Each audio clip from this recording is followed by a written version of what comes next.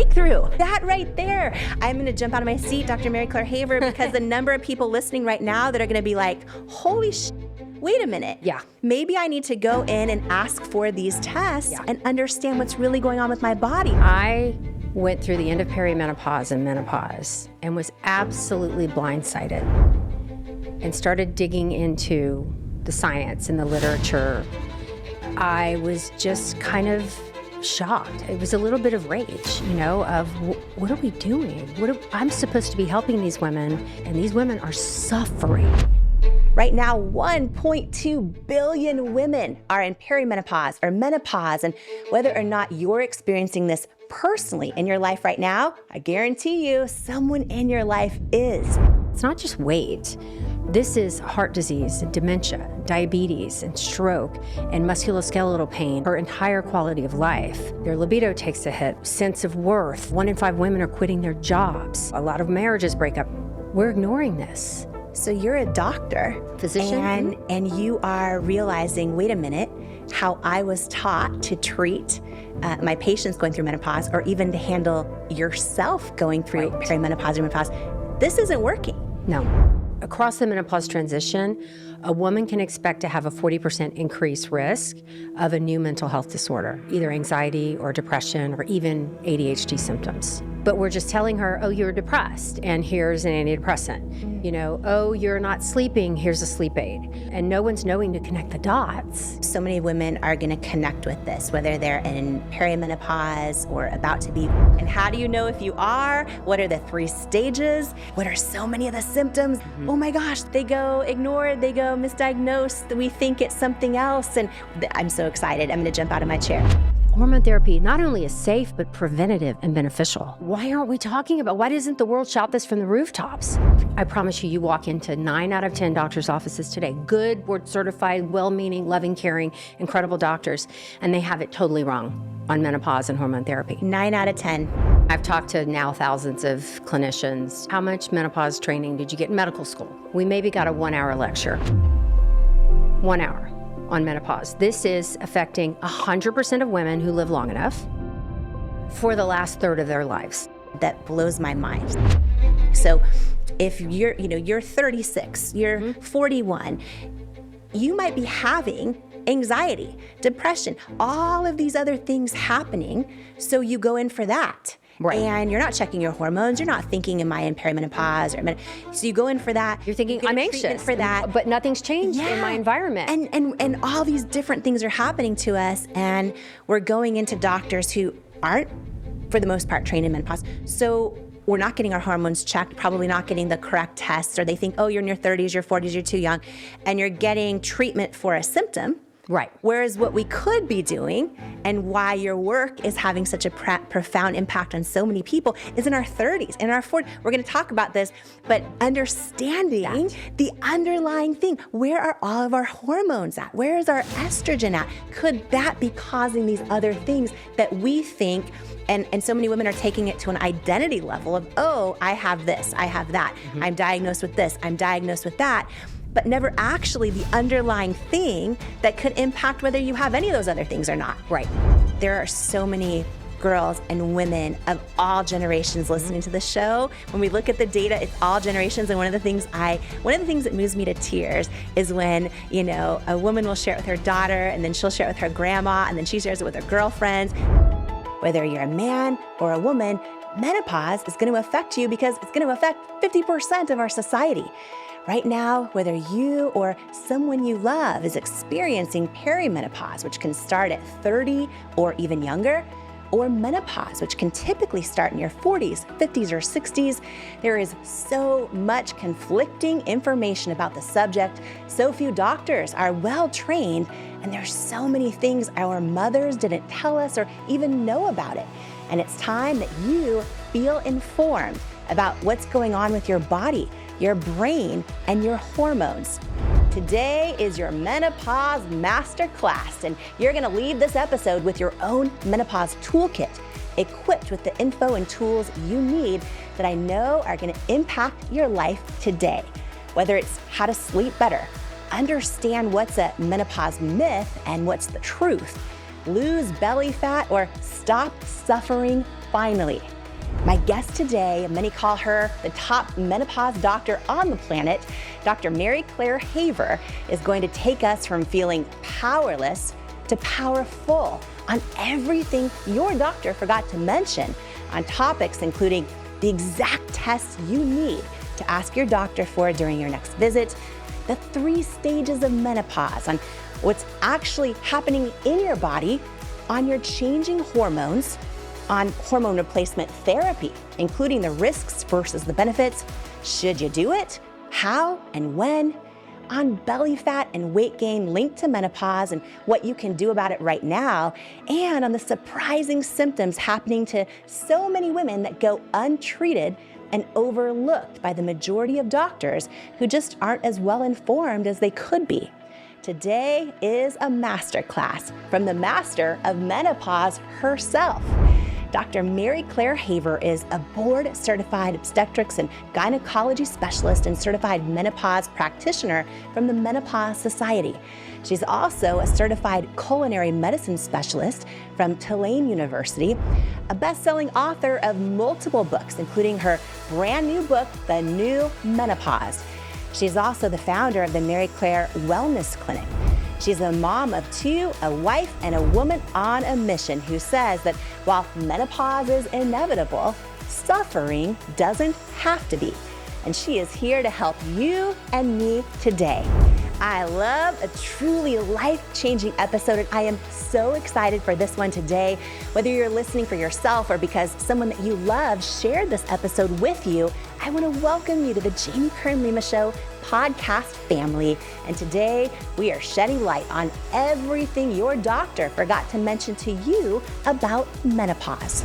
And for everybody new to this episode, can you do me a favor? If you like the show and the guests that I bring you, please hit the subscribe or follow button on the app you're listening or watching on. It truly means the world to me, and thank you. And I want to remind you, this episode is not just for you and me. Please share this with every single woman that you know, because what you are about to hear will change your life and hers. Welcome to the Jamie Kern Lima Show. Oprah, how have you defied the odds? Her show is unlike any I've ever done. A revelation. When you listen, it feels like a hug, but your brain and your spirit and your heart is like, wow. Melinda French Gates. When I look into Jamie's eyes, I feel like I am on some other cosmic level with her. I could see the light around her. She's infused with light. Imagine overcoming self-doubt, learning to believe in yourself and trust yourself and know you are enough. Welcome to the Jamie Kern Lima Show. Jamie Kern Lima is her name. Everybody needs Jamie Kern Lima in their life. Jamie Kern Lima. Jamie, you're so inspiring. Jamie Kern Lima. Dr. Mary Claire Haver, welcome to the Jamie Kern Lima Show. Thank you for having me. I am so excited you're here. You are impacting millions and millions and millions of women as we speak, and it is just an honor to have you here. I am so excited for this episode.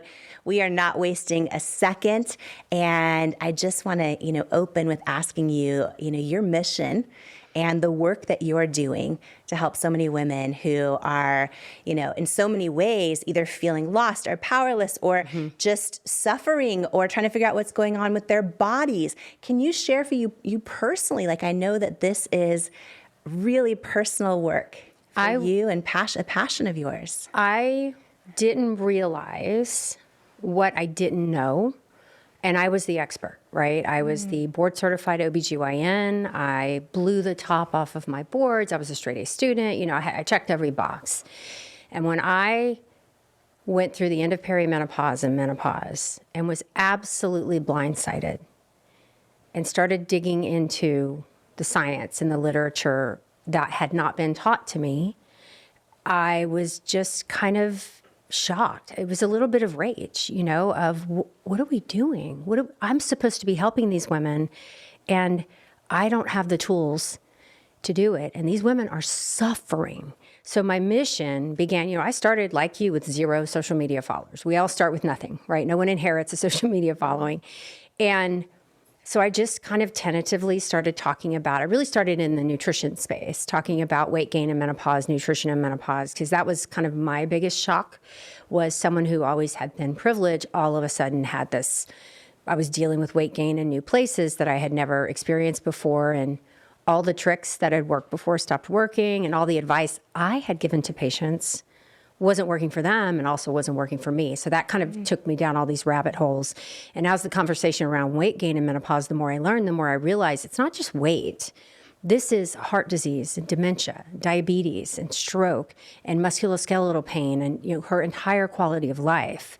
And what I realized is that the vast majority of women have this pivot at menopause where they have this loss of resilience. This loss of them, this loss of self, this loss of, their libido takes a hit, their, sense of worth, their, 1 in 5 women are quitting their jobs, through the menopause transition. A lot of marriages break up through this point. And I thought, we're ignoring this and we're treating it. It is a natural phase of life, but it is one that needs to be really understood. And I thought, I'm stealing the quote, but if not me, who? And if not, and when? Now. Let's do it now. Let's just start talking about it. So you're a doctor, physician, and you are realizing, wait a minute, how I was taught to treat my patients going through menopause, or even to handle yourself going through perimenopause or menopause. This isn't working. No. Can you take us through that moment? Because I think what you're going to share, so many people can relate to, because it's been their experience going to the doctor. They go in and then they get a prescription for something that has nothing to do with what they're going through. Right. And then they're still suffering. And can you this is just so insightful for you to shed light on your experience as a doctor, realizing, wait a minute, how I was trained and what I know so far isn't working for my patients. It's not working for myself. So I was taught that menopause caused 3 things: hot flashes, some genital urinary symptoms, dryness, recurrent bladder infections, etc., and your bones got weak. You lose bone mass as you age. And that was it. And if you wanted to treat those things, you treated them almost in isolation. We didn't look at the root cause as the estrogen decline. I learned nothing about estrogen's effect on the cardiovascular system, on the brain, on the musculoskeletal system, on the lungs, on the kidneys, on the gut. And when I realized it's all tied together, and really in OB/GYN, we mostly focus on just vasomotor symptoms, which are hot flashes, basically. And if you just treat just hot flash, you only consider hot flashes to be the pinnacle of treatment of menopause, we're really doing a disservice to women. And the more I talk about it, the more women are like, oh my God. And so really, when I was researching for the new menopause, women would reach out to me on DM, social media, or in my clinic. Could my frozen shoulder be related to menopause? Could my eczema be related to menopause? Could my recurrent UTIs be related to menopause? Could my loss of libido be related to menopause? And I would say, instead of saying no, I'd say, let me get back with you. And really, as a clinician, what shocked me was the data is there and very, very clear, but no one's talking about it or sharing it on a larger platform. And I thought, women are suffering needlessly, and we're not addressing really what's happening. So for the mental health changes, for example, which 40% of us have across the menopause transition, a woman can expect to have a 40% increased risk of a new mental health disorder, either anxiety or depression or even ADHD symptoms, So we have the psychological impact and the cognitive impact. But we're just telling her, oh, you're depressed, and here's an antidepressant. Oh, you're not sleeping, here's a sleep aid. Oh, you're having musculoskeletal pain, take some nonsteroidals. Oh, and no one's knowing to connect the dots because we're not training them. So she's walking out with 6, 7 prescriptions to treat each of the symptoms of her menopause. And it's a whole paradigm shift to think, let's stabilize or replace her hormone levels and see what gets better. And then we'll address the rest after. To have this sort of epiphany as a doctor and then looking at the industry and also just your own experience. Can you share, because I know so many women are going to connect with this, whether they're in perimenopause or about to be or don't even know if they are yet. We're going to dive in, by the way. Yeah. And how do you know if you are? What are the 3 stages? What are so many of the symptoms that, oh my gosh, they go missed, they go ignored, they go misdiagnosed, we think it's something else. And I'm so excited. I'm going to jump out of my chair. Okay, but before I get into that, can you share just a little bit about, your own experience of perimenopause for you personally, and then also menopause, and how was your experience with your own doctors you were going to at the time? So I was on continuous birth control pills, meaning I skipped the placebo week and just suppressed my periods. For my entire reproductive life, I've suffered from polycystic ovarian syndrome, and I had the thin kind that doesn't respond to dietary changes as well. And I did great with it. I felt great. I felt much better than I did when I was off of them. Of course, I had fertility issues. Both my kids were fertility babies, and thank God they're here. And, I've had miscarriages and all the things, but I have 2 healthy, beautiful, perfect children, and thank God. So when I was about 48, I was making the decision with my practitioner. So my nurse practitioner, who I'd worked closely with, was my doctor, right? And so I said, I think I'm going to get off the pill and see where I'm at. Let's get some blood work and see where I am in my menopause journey, because I was thinking about bone density and hip fracture risks, moving forward, not thinking about cardiovascular disease and mental health and all that. So at the same time, my oldest brother died when I was 9 from leukemia. My second oldest brother was very ill from hepatitis and HIV. And there was a lot of back and forth for his he was I didn't really think it was end of life, it was, but multiple hospitalizations for this complication and that complication. And I get a call so I just stopped the pill, and my body's trying to figure out where it's at. And I get a call in the OR, so I'm operating, and they call 3, 4, 5 times. So the scrub, whoever was circulating, picked up my phone, put it to my ear, and they said, your brother's in a coma, and you should come home. And I remember, and I just repeated what they said out loud to the OR team. And they called one of my colleagues to come down because I was really struggling. I had to finish the surgery. I'm not going to let the patient die, but I was, you could tell my brain was distracted. And they're like, okay, we're going to call in Dr. X. And so one of my colleagues came in. We got to where we knew the patient was going to be fine. I got through the critical part of the surgery, and he's like, I'll close, scrub out, go home.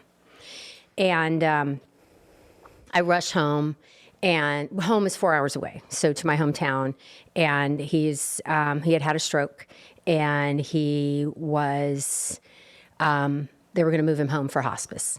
And that was really hard. So I called my husband, the kids, they start coming towards Louisiana because we were in Texas. And I'm also in menopause, or very late perimenopause. I don't realize it, okay? So I'm going through this incredible grief process, this man that I just worshiped and loved, but had to love him through some poor health choices. Despite his choices, I still had to love him, and then now deal with his death. And we had this beautiful death, 3 days, all the family and friends at the bedside singing. Of course, he's in a complete coma, and my sister and I are doing all the physical care for him. She's a hospice nurse. And then just the devastation, when he passed, and I didn't realize it, but I was also having hot flashes, night sweats, depression, my brain wasn't functioning the way it should, but I was so overwhelmed with grief, I couldn't realize it in myself. So, we get through the funeral, we go home, and a couple, 3 months go by, and I'm struggling with weight all of a sudden. I'm starting to put on weight in my midsection. I'm not sleeping. I'm getting up in the middle of the night, and I'm like, okay, you're just depressed. Bob died, everything's fine. And certainly the grief was a part of it. We get to about month 6. I'm still really struggling with weight and really sleep disruption and snapping at my kids and just being really short and just don't feel like myself. Okay. And I realized my grief is lifting. This is not grief anymore. This is something else going on. And I was like, wait, when was my last period? It was 6 months ago. Like, I couldn't even diagnose myself, Jamie. You know, like I was the expert. And rush into my, to Dora, my nurse practitioner, and we get blood work. And yeah, my levels were all fully menopausal. And I was like, We need to pause for a super brief break, and while we do, take a moment to share this episode with every single woman that you know, because this information can truly change your life and hers. In life, you don't soar to the level of your hopes and dreams, you stay stuck at the level of your self-worth. When you build your self-worth, you change your entire life. And that's exactly why I wrote my new book, Worthy: How to Believe You Are Enough and Transform Your Life for You. If you have some self-doubt to destroy and a destiny to fulfill, Worthy is for you. In Worthy, you'll learn proven tools and simple steps that bring life-changing results, like how to get unstuck from the things holding you back, build unshakable self-love, unlearn the lies that lead to self-doubt, and embrace the truths that wake up worthiness, overcome limiting beliefs and imposter syndrome, achieve your hopes and dreams by believing you are worthy of them, and so much more. Are you ready to unleash your greatness and step into the person you were born to be?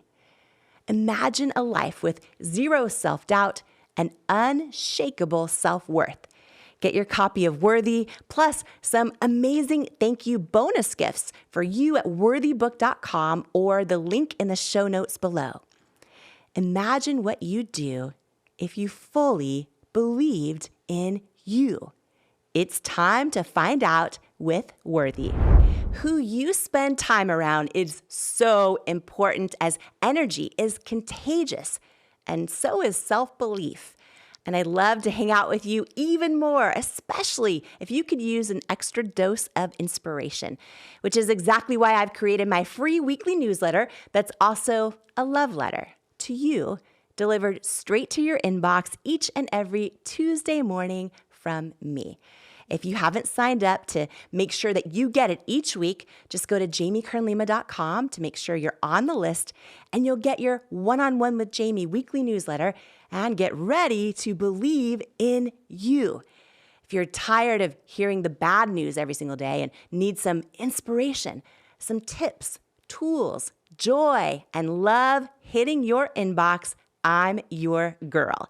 Subscribe at jamiekernlima.com or in the link in the show notes. Do you struggle with negative self-talk? Living with a constant mental narrative that you're not good enough is exhausting. I know, because I spent most of my life in that habit. The words you say to yourself about yourself are so powerful. And when you learn to take control over your self-talk, it's life-changing. And I wanted to give you a free resource that I created for you if this is something that could benefit your life. It's called 5 Ways to Overcome Negative Self-Talk and Build Self-Love.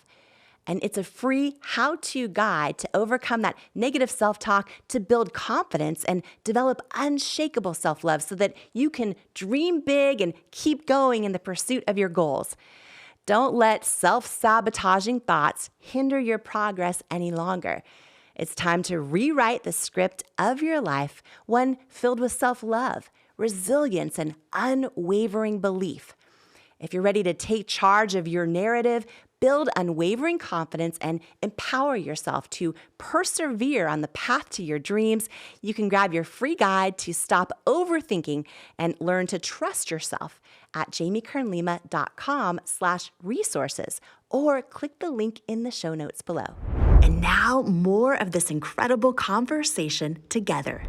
I couldn't even diagnose myself, Jamie. You know, like I was the expert. And rush into my, to Dora, my nurse practitioner, and we get blood work. And yeah, my levels were all fully menopausal. And I was like, what? I'm too young. I'm 48. What's happening? And no, I was absolutely fully menopausal. I didn't even know the normal age range of menopause. That's how little education I had. I knew the average age was 51, and I thought I had till 51. I'd taken care of women like this my entire career. And I realized I was a terrible menopause doctor. What do I not know? Okay. And that took me down the rabbit hole. The change of my mind so I went on HRT extremely reluctantly because I thought it would increase my risk of breast cancer. Hormone replacement therapy. Yeah, hormone replacement therapy. And I was terrified to do it because there's so much cancer in my family. But I was like, I can't live like this. So if it takes a couple years off my life, it's a gamble, but I'd rather have a better quality. I cannot live like this. Something's got to go. Go on hormone replacement therapy. Immediately, the world calms down. I'm sleeping again. The weight was another story. That's a whole nother book. But like I felt like I got my resilience back, my ability to cope with what was in front of me. Then I went to my first kind of menopause conference, and it was in New York, or actually it was in Santa Monica. And I was going to present about nutrition and menopause. It was, lots of experts there, women I'd never met who I was starting to follow. This was the beginning of the menopause. And I see Avram Blooming and Sharon Malone and Dr. Carol Tavris on stage talking about the safety of hormone replacement therapy and how wrong the Women's Health Initiative was and how many of those things have been walked back. Tears come. My daughter was with me. She was applying to medical school. Tears falling down my eyes. And she's like, Mom, are you okay? I'm like, Catherine, I didn't know. Like, this is my job. I am the expert. I did not know that for the vast majority of women, especially at this age, hormone therapy not only is safe, but preventative and beneficial.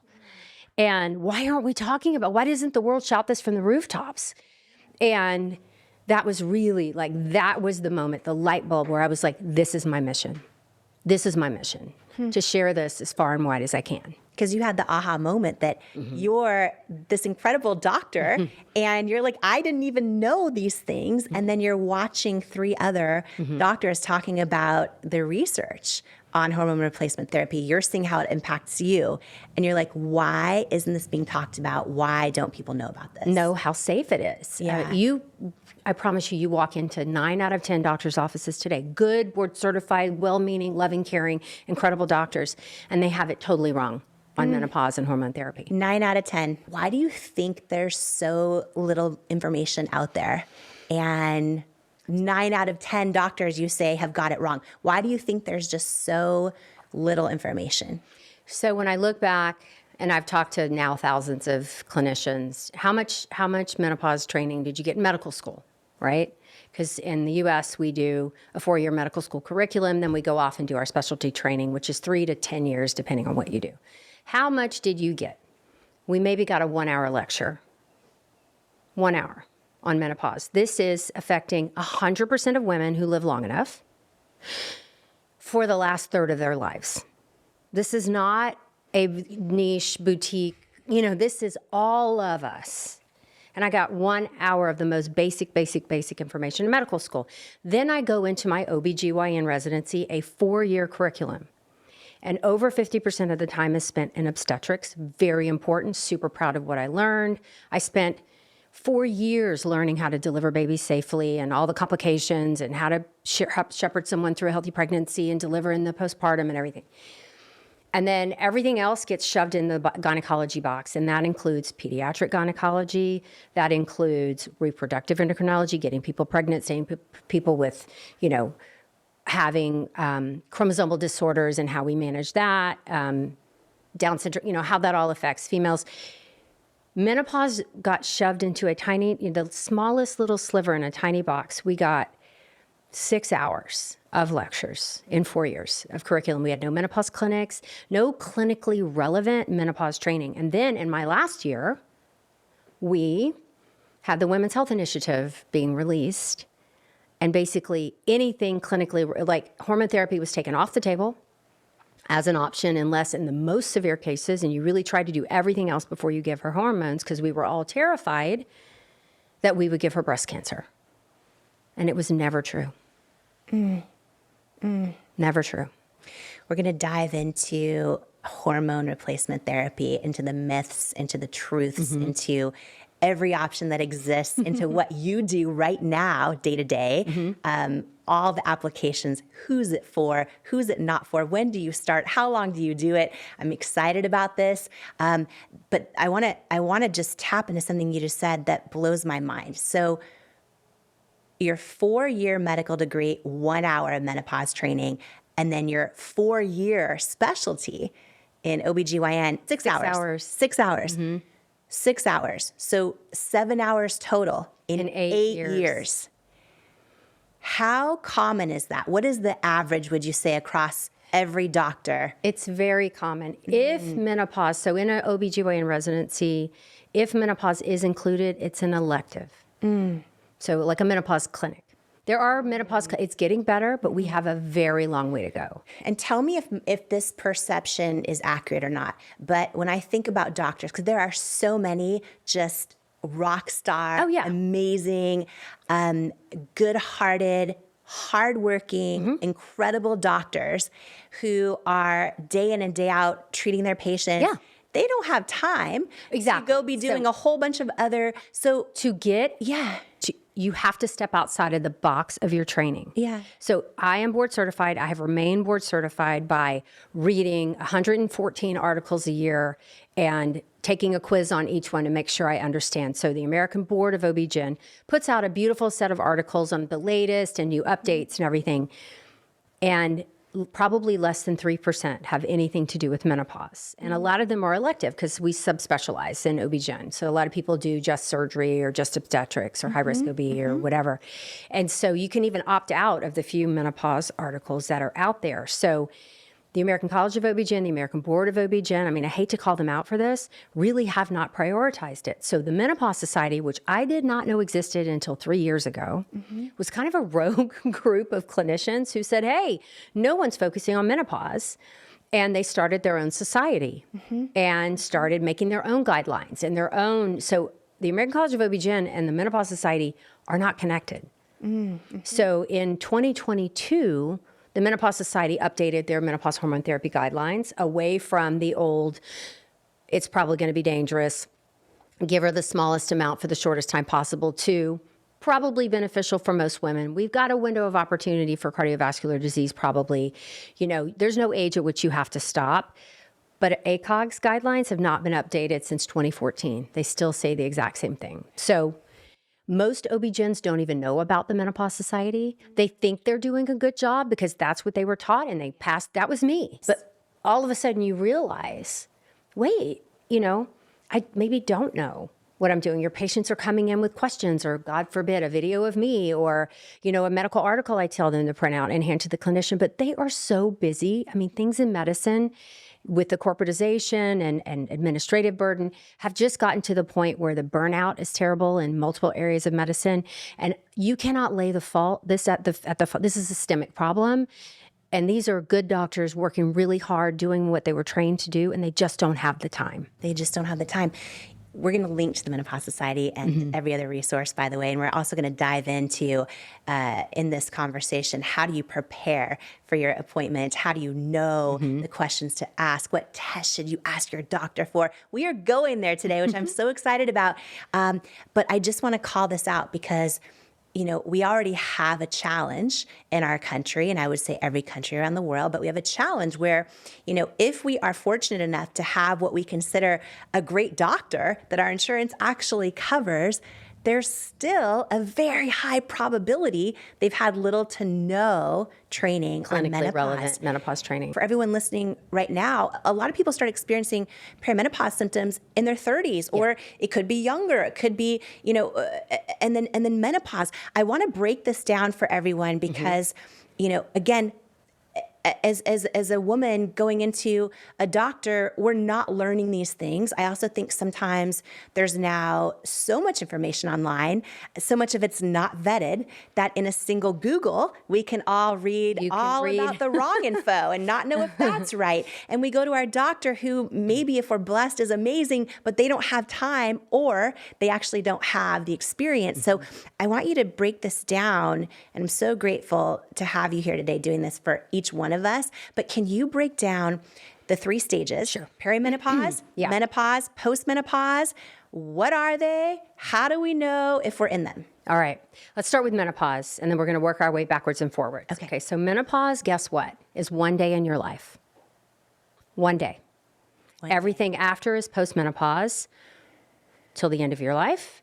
And then the 7 to 10 years-ish prior to that is perimenopause. So menopause is medically defined, and this is a problem, as 1 year after the final menstrual period. But it represents something much bigger than that.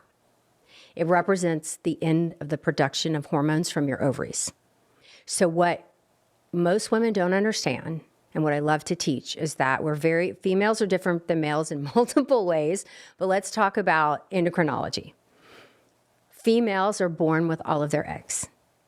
So you were born with a set amount of egg supply, and your maximum egg supply was when your mother was pregnant with you at 5 months gestation.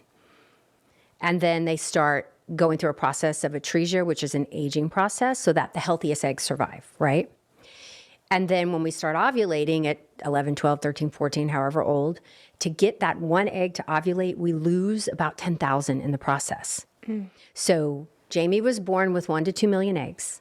And by the time you were 30, you were down to 10% of that, about 120,000 on average. By the time you were 40, you were down to 3% of your original 3% supply. of your eggs left by 40. Yes, on average. Okay. And then menopause represents no more eggs. And how do we ovulate? What is that process? Actually, ovulation begins in the brain. So there's a gland in our brain called the hypothalamus, and it is constantly checking the blood every day for estrogen levels. And when the estrogen levels get low, as in a normal cycle, so most women have seen the normal menstrual cycle hormones where we have a surge of estrogen mid-cycle, and then progesterone surges on the second half. And that is like a very EKG-like ebb and flow that goes month after month after month, no problem in a healthy woman.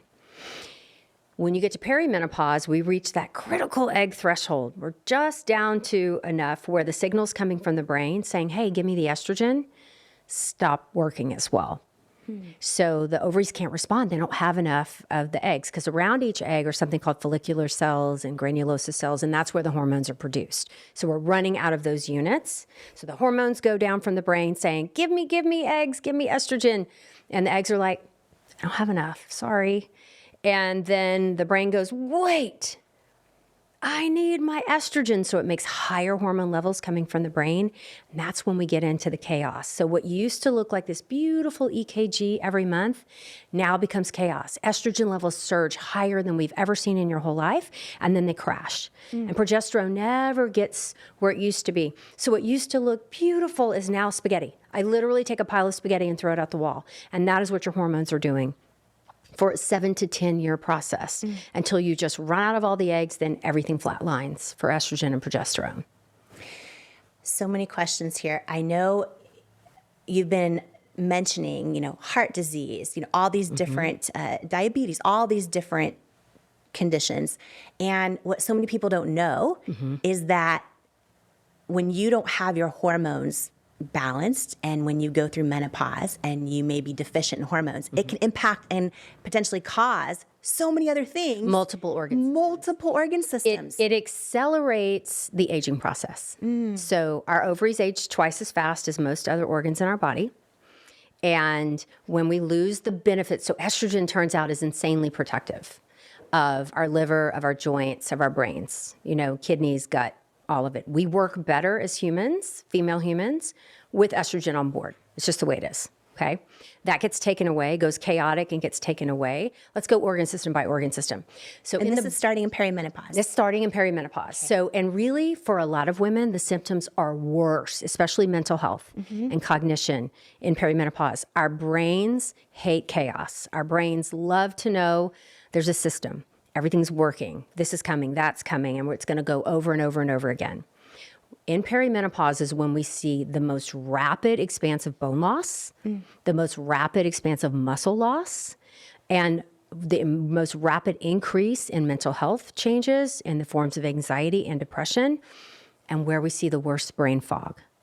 all of that tends to stays, we get this rapid expansion and then stabilization in postmenopause. Still not great, and then we go back onto normal aging. And when you're estrogen, your brain's saying, we need more estrogen, and then it's surging, then it's plummeting. And So guess flatlining. what? Estrogen and progesterone, and as well as testosterone, actually directly affect our neurotransmitters, dopamine, serotonin, norepinephrine, GABA, all these important chemical signals in our brain that keep us functioning.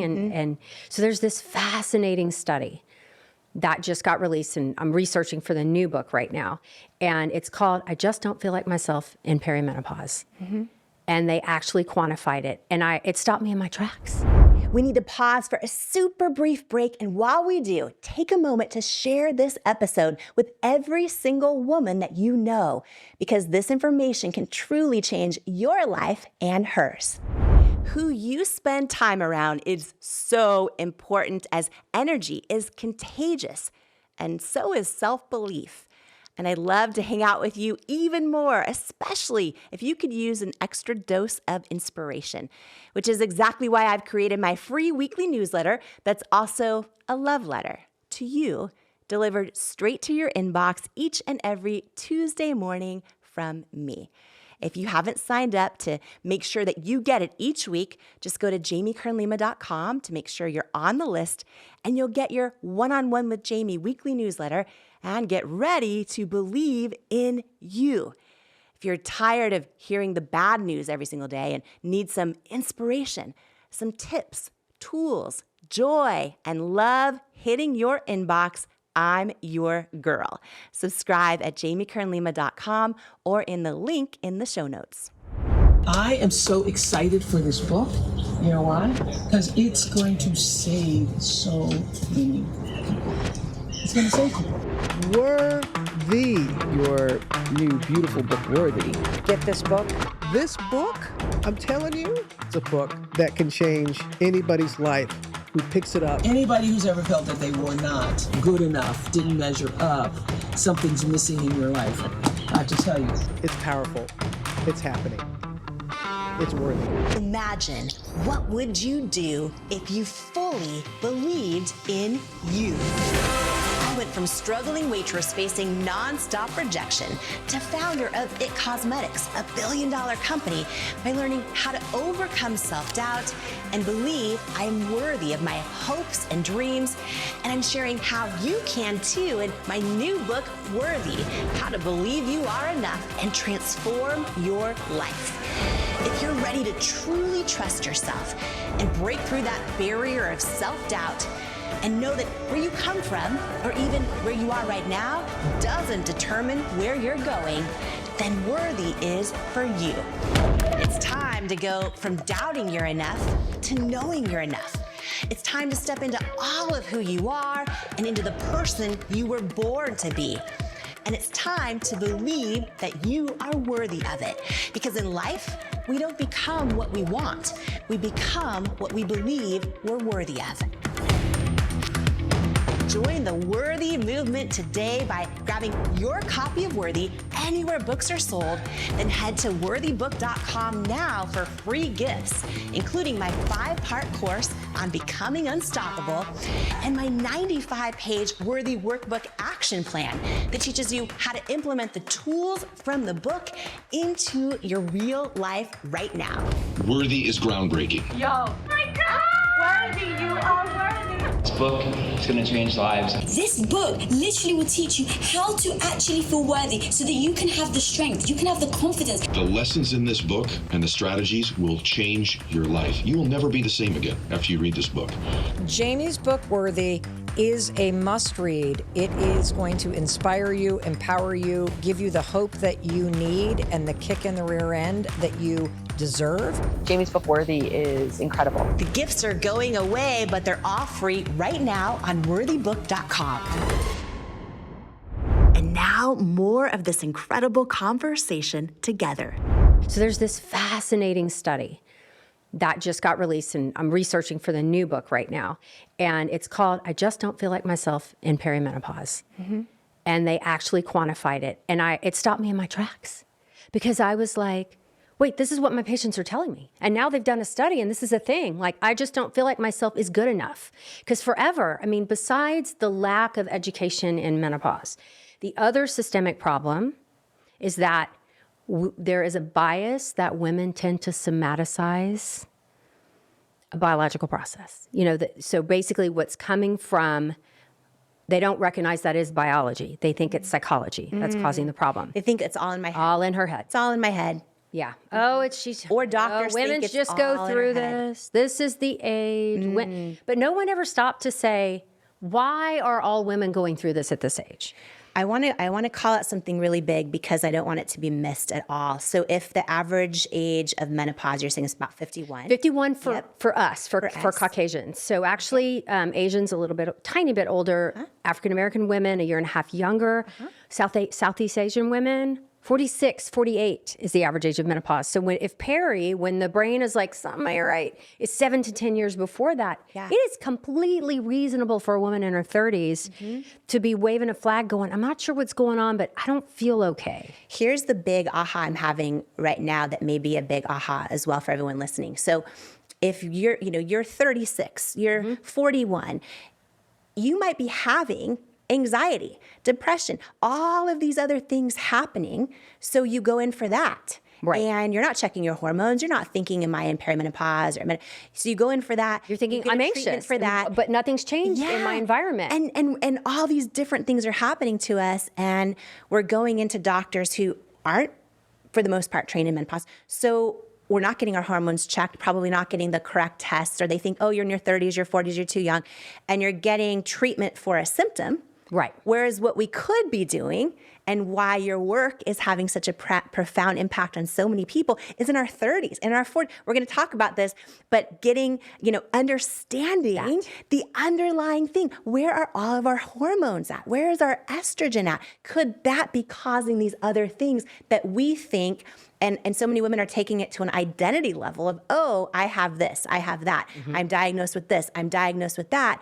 But never actually the underlying thing that could impact whether you have any of those other things or not. Right. That is a big breakthrough. It is a huge that breakthrough. Right there. I'm going to jump out of my seat, Dr. Mary Claire Haver, because the number of people listening right now that are going to be like, holy shit, wait a minute. Yeah. Maybe I need to go in and ask for these tests and understand what's really going on with my body. Because what they think is going on with their body might just be a symptom of something else that's not being treated or even recognized. So in the new menopause, which was really driven by my followers, people asking me questions, could this be related to my menopause?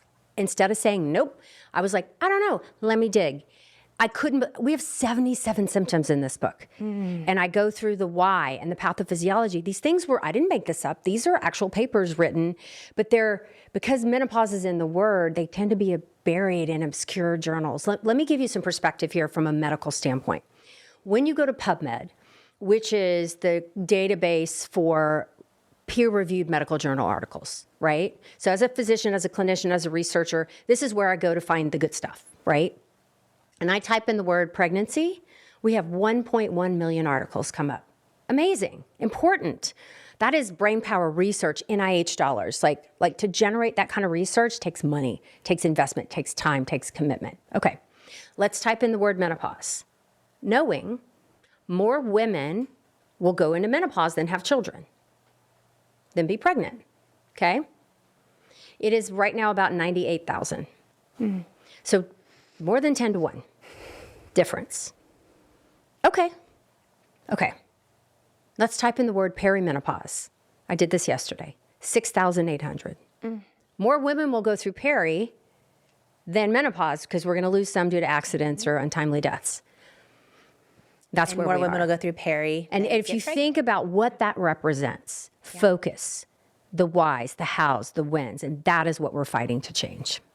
So Dr. Mary Claire Haver's book, The New Menopause, her upcoming book, the new perimenopause, which I am also equally very excited about. I want to ask you, because this is a shocker. You say there's over 70 symptoms. You know, most of us, we think, oh, hot flashes. And that's it. And then, right, that's what the doctor asked. What I was taught. Right? That's what you were taught. Oh, and then in a few years, your bone density, we'll check bone density at 65. Oh, and then something might happen to your vagina, get dry. But, we got some cream for that. Yeah. Okay, share with us, because so many people are listening are like, I feel like they're lightning bolts are going off. Yes. Share with us some of the symptoms that so many women share with you they have, and they didn't realize, oh my goodness, this is a symptom of perimenopause, or this is a symptom of menopause. Yeah. It could be, yeah. So I'm going to go top to bottom, so keep my head straight, because menopause. So brain. So our brains, we have psychological changes, and then we have cognitive changes, right? So in the psychological change, we have a 40% increase in mental health problems, usually anxiety and or depression, across the transition through perimenopause. And now we know some incredible data coming out of Australia that stabilizing those hormones with hormone therapy is better to treat her than giving her an antidepressant or the traditional treatment for anxiety and depression, that she deserves a trial, and maybe the two can work together. And, so if you have a patient who's like, listen, something is wrong. Nothing has changed in because I'm like, death in the, all the stressors. I was handling my life. I had it, and now I don't. I've lost my resilience. I'm anxious, I'm snapping, I can't sleep, my mind is racing. I'm getting up in the middle of the night with a Rolodex of every bad thing I've ever done in my life, every mistake I've made, every person whose feelings I hurt. And I can't turn it off. And this is not normal for me. And what we weren't trained to do as clinicians is listen to the woman saying, this is not normal for me. And I was taught to think this is just what women go through. And I think it's absolute bullshit now that I've gone through it. And it wasn't fair. It wasn't fair. Can you talk about, I know, I want to ask you about a WW in a second. Yeah. This is a big one. I'm telling you. So, but really quick, can you share too? Because I know frozen shoulder. Yeah. So we'll keep going through. Yeah. Keep going, because this is. I want everyone to know. Cognitive brain fog, word salad, forgetting. I just saw a politician being made fun of for word salad. I'm like, she's in menopause. Give her a break. 1 in 5 women in the UK are quitting their jobs because of untreated menopause. We think 1 to 10 or more in the US. This is a big deal. These women are high functioning, leaning into their jobs, empty nesting. They're ready to give all their knowledge and expertise and wisdom. And then suddenly they're absolutely hamstrung by the cognitive changes associated with menopause. Good news there is that it does tend to stabilize, but it could take a few years. And so many walk away from a career because they just don't feel like they can do their jobs. I'm talking surgeons, lawyers, school teachers, and how many marriages are being affected by this? How many relationships with my daughter? My daughter joked that, I survived mom's perimenopause when I was you survived my teenage years while I survived your perimenopause. So I was like, that really wasn't fair. And, for us to both be going through that at the same time. So then as we move down the musculoskeletal system, so my dear friend, Dr. Vonda Wright, incredible clinician, she's writing a book called Unbreakable right now. She wrote the paper, The Musculoskeletal Syndrome of Menopause. And there were 2 researchers from Duke University a couple years ago. And it was the head of the OBGYN department and the head of the orthopedic surgery department. And there's some lore here, but I think they were at lunch in the cafeteria or something at the hospital. And we're talking about all the frozen shoulder and the ages. And they're like, do you think they could be related? Da, da, da. So they just pulled charts and did a review study and found, wow, yeah, it's definitely elevated in this menopause situation. And if they're on hormone therapy, they have it less frequently, less often. They could not get it published in a single orthopedic journal, but they got it published in a menopause journal. And it kind of set the world on fire. Then Vonda Wright went in and wrote another paper all about detailing the pathophysiology and all the mechanical things. And everyone went crazy because no one in the orthopedic world could recognize that frozen shoulder is absolutely related to the loss of estrogen. So besides that, arthralgias, joint pain, in my world, in the menopause, we think that probably a significant, maybe 80% of fibromyalgia is actually misdiagnosis, and it's really musculoskeletal syndrome of menopause. Wow. Yeah. So, and then if we look at the gut, so work done by Zoe out of the UK, they collected stool samples on like a billion, well, not a billion, but like several thousand women across the menopause transition and looked at the gut microbiome and saw, my God, across the transition, she loses diversity of her gut. She loses the healthy bacteria and her gut now looks like a man's. You know, we enjoyed all this protection, this better health, this slower track to cardiovascular disease and gut health and brain health. And now we blow past the men. And gut dysbiosis can impact like every part. Every part, how you metabolize drugs, how your brain functions, where the serotonin's made. I mean, it all works together. Yeah. So our genital urinary system, you know, Rachel Rubin did a study. They looked at a chart review and said, if we went into the nursing homes and gave every single woman vaginal estrogen prophylactically, you know, we could prevent 50% of urosepsis hospital admissions and save these poor women incontinence, you know, urgency, frequency, and recurrent urinary tract infections. The number one treatment for a woman, if no one hears anything but this today, for recurrent UTIs in her perimenopause journey is not recurrent antibiotics. It is vaginal estrogen, giving your body back the hormone that kept those tissues healthy. Treat the root cause. Besides the cosmetic things, the skin and the hair, and we lose 30% of our collagen in the first 5 years of menopause. Wow. And we're going to dive into hormone replacement therapy as well. Can, just high level, can hormone replacement therapy and getting your hormones back to where they are ideal, can that, in most cases, resolve most of these things you just listed? Yes, that's what it's looking like. I mean, we are still aging, and no one denies that. We're still going to have certain disease processes, but all hormone therapy is going to do is put you back on the track that you were on and just take menopause out of the equation, right?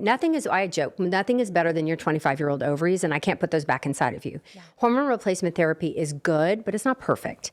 Not the same doses work for everyone. We have a lot of trial and error in how we prescribe it. But my goodness, in my clinic and all the women who stopped me in the bathroom in every airport in America, telling me how it gave them the courage to ask or taught them how to find a clinician who's educated. And then they were able to go and determine for them, make a decision for themselves if this was right for them and how many aspects of their life are better that they didn't realize would get better because they didn't know that whatever they were suffering from could have been related to menopause is unbelievable to me. You know, it's such new information also for so many women. I want to just highlight one thing you mentioned earlier as well about our eggs. We're all born with the full number of eggs we're ever going to have in our ovaries. And you said by the age of 30, 90% of them are gone. Gone. We only have 10% of our eggs left. And then you said by the age of 43%? 3%. 3% of our eggs are left. I want to call this out because, you know, in my journey of, you know, my husband and I trying to get pregnant and, you know, I had many miscarriages and went through fertility. And I'll never forget sitting down and seeing the chart. I had no idea that our eggs decline so quickly and that we lose so many of them. And I remember making the decision in my 30s to do egg retrieval because I'm like, oh my goodness, like I have at this point, I think at that point I had 5% left, and I was like, wow. And then, you know, the quality also can rapidly decline. Well. Can you just share, you know, and we're going to dive in deep into hormone replacement therapy. I want to talk about how estrogen, you guys, estrogen impacts like literally almost every part of your body. In a positive way for most of us, yeah. So I'm excited to dive into that. But there are so many girls and women of all generations listening to the show. When we look at the data, it's all generations. And one of the things that moves me to tears is when, you know, a woman will share it with her daughter, and then she'll share it with her grandma, and then she shares it with her girlfriends. And it's overwhelming. So I'm just thinking of the number of women who need to know this right now. But your advice, Dr. Mary Claire Haver, on the optimal age, if a woman is going to freeze her eggs or decide to do embryos, whatever she decides is best for her. And, you know, when should she do it? When can she still do it? If she's sitting there and going, wait, I'm 40 right now. Wait, I have 3% left. Should I do it now? What is your advice? The sooner the better, and find someone who knows what they're doing. So a reproductive endocrinologist, because those are average numbers, right? My sister-in-law got pregnant spontaneously at 41. My best friend in high school got pregnant spontaneously at almost 42. Yeah. But those are pretty rare, and they have healthy children, thank God. And those are my nieces, and, I love them. But like that is really, really rare. So you can't cling to that story and think, oh, that'll happen to me. Nature does not care.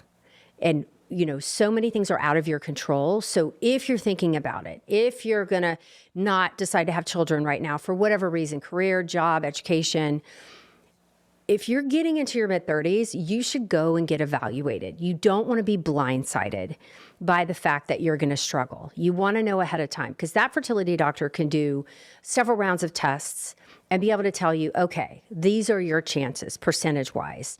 If I were, and say, if you choose to retrieve now, or maybe wait, you've got a couple of years, if you're going to try spontaneously to get pregnant. But there, Dr. Natalie Crawford does a tremendous amount of education around this topic. I can't recommend following her enough. And she has a new book coming out too. And, went through her own fertility journey. So not only is she like a medical expert, but she really, really, really gets it because she went through it. I want to talk about the tests we should ask our doctors for. And I want to dive deep into hormone replacement therapy. Sometimes we're people pleasers, or we let our doctors give us an answer because they're busy and we don't speak up, or we get the feeling like what we just shared, even though it was vulnerable, maybe wasn't taken seriously in our appointment. And can you share what WW is? Yeah. Okay. And then what do we do about it if we feel like it's happening to us?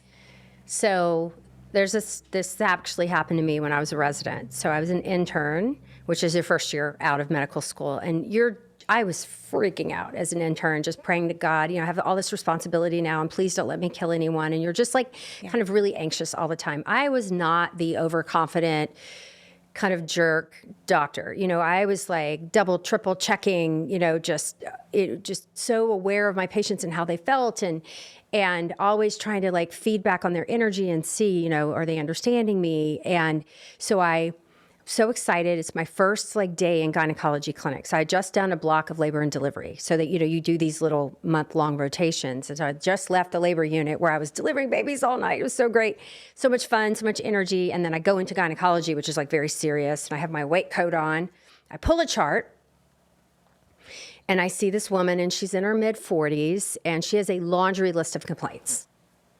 She's not sleeping, her libido's off, she's got some aches and pains, she's gaining weight, she's, has some nausea, her hair's thinning, just kind of a laundry list. And I'm like, wow, why is she in gynae clinic? We're here for the vagina, and the uterus.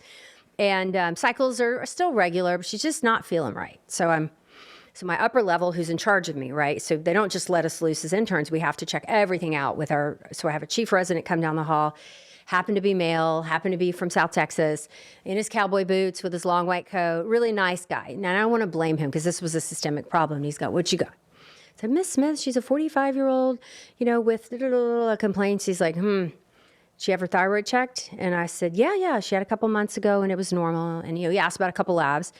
And I was like, no, all these are normal. And he goes, okay, I think you got a WW. He's that Texas accent, I'll never forget this. And I said, excuse me? And he said, now don't write this in the chart, but we call that a WW. And I said, what's that? And he said, that's a whiny woman. And I said, okay. And he said, pat her on the knee, get a couple more lab tests. They're probably going to be normal, but this is just what women go through, and they like to complain at this age. And that stuck with me. Is this true? Is this a thing? We never wrote it in the chart. No faculty ever said this to me. This was a resident kind of information handout. So I kind of forgot about the story. Then when I was writing the new book, it bubbled up in my memory, and I thought, oh my God, I need to be honest with the world and have them realize the mentality behind. And I thought, is this something specific to the South? Someone taught him that. No one makes this stuff up. So I asked around the country as my, platform has grown. I asked other clinicians, and they're like, oh yeah, Madame Dolores in Miami, TBD, Total Body Dolore in New York, and Whiny Gyny on the West Coast. So this is a kind of a thing, this lore of women who just come in their mid-30s, mid-40s and complain about a lot of stuff. And women just like to whine and complain because they're not happy with their lives. And it took me 20 years to realize that woman was in perimenopause. And to this day, I have to pull myself back from that training when a woman comes in with a lot of complaints. I have to stop the process in my brain that says, oh, no, believe her. Your job is to believe her. Why would she come in here with this list? You must believe her. You owe that to her because you were a terrible doctor for 20 years for those menopausal women that you didn't know how to treat. So this is your job. Believe her and get to the bottom of this. I'm just thinking about all the women that get that sense that their doctor is thinking something like that, and then they leave not believing themselves. Yeah. Yeah. I mean, I've seen the videos of the women crying in their cars after the doctor's appointment. And I thought, I think I've done that to someone, probably more than once. And I'm sorry, but I'm going to do better now. So I know you've shared how part of your mission is when you think of your daughter, for her to never have an appointment like that. No, one's in medical school, so she's calling me, or, I get texts. Anytime menopause is mentioned, she's like keeping me up to date on what they're learning. And I think she knows a little bit more than a couple of her professors just because of osmosis from being around me. But I do think it's getting better. I think it's getting more recognized, but I do think we have a very long way to go. But, we have a whole generation, probably for all time, of women who haven't been taken seriously, who the medical establishment has not truly understood everything that menopause can affect. And how it can affect a woman's life. And we deserve better. We are owed centuries of research, centuries. And that is my quest. I wrote A Citizen's Guide to Menopause Advocacy with 6 policy, and with Jennifer Weisswolf, who is incredible. She's a NYU lawyer who does a lot of writing for women's health policy. So we came up with a guide, and it's on our website, for the basic woman sitting on the couch in Ohio. If you're out there listening to us, you can do something about this. And policy number 1 is mandatory menopause education for all medical students. Any clinician who touches a woman needs to know this, and how it affects, if you're an orthopedic surgeon, how it affects your specialty. If you're a neurologist, how it affects your specialty. Just going into this blindly and assuming women are little men and that our change in hormones don't affect multiple organ system is ridiculous. But the first thing we have to do is change the way we educate. I think so many people listening to us right now are going to start by sort of changing the way they educate themselves. Yeah. I've always felt, that if we are able, we really have to take charge of our own healthcare. Especially in this time, of your life, you must be the CEO of your own healthcare. You must advocate for yourself. It is not enough to depend on the people in charge to do the right thing.